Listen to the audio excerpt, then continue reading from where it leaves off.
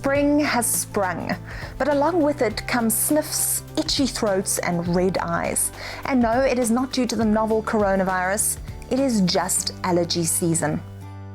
Today I speak to an immunologist and allergy expert to find out what it is that causes all this irritation and how we can manage it. Dr. Roz, let's start at the very beginning. What is an allergy? So an allergy is essentially an overreaction, and that overreaction is an immune response to something that is quite innocent and innocuous to anyone who wouldn't have an allergy. So for example, a pollen or a food or a medication or even something like a preservative. So we all want to eat healthily, although we didn't do that in lockdown. We were all baking and trying new recipes because we can go to restaurants. But we know that nutrition is important, particularly in pregnant moms and in infants. So we want to do early introduction of potential allergenic foods in our little ones. And food allergies, we know, are becoming more common.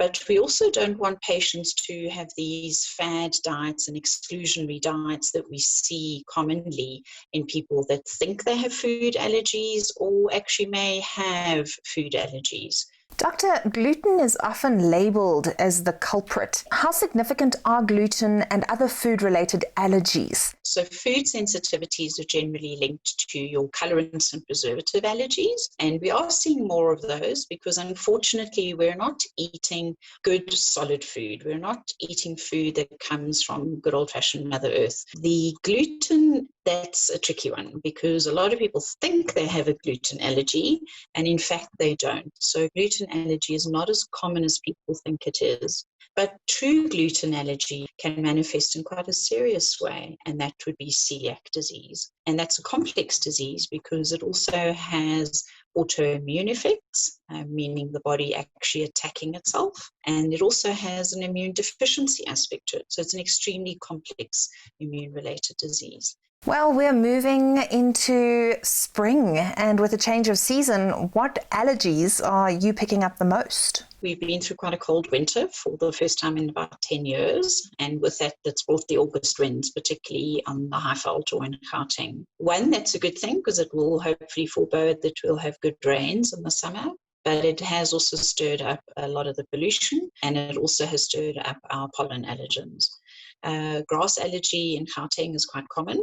But interestingly, we see a lot of mold allergy. Seasonal allergies can be debilitating. As a pharmacist, I understand the value of over-the-counter medication in the management of them. But where do you draw a line between self-diagnosis and medical intervention? That's a difficult question, Nicole, because I respect that you are also at the front line of that. And a lot of patients come into the pharmacy and they want immediate relief. And that's where the nasal sprays come in. But as you know, that some of those nasal sprays are only to be used for a short period of time, and patients then need chronic management.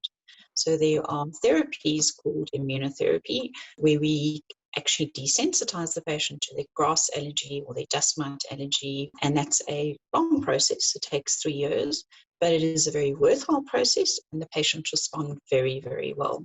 And I think at the end of the day, as you said, it's debilitating. It's about quality of life. Patients with allergic rhinitis wake up tired, they struggle to concentrate, it affects their memory, often even leads to depression and anxiety. It affects children's school performance. Even healthcare providers don't always realize quite how unwell the patient actually feels.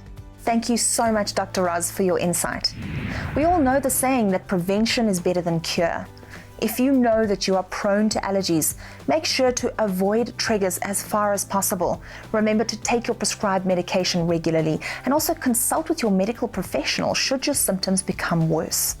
If you suffer from any severe allergies to medication, for example, it is wise to wear a Medic Alert bracelet.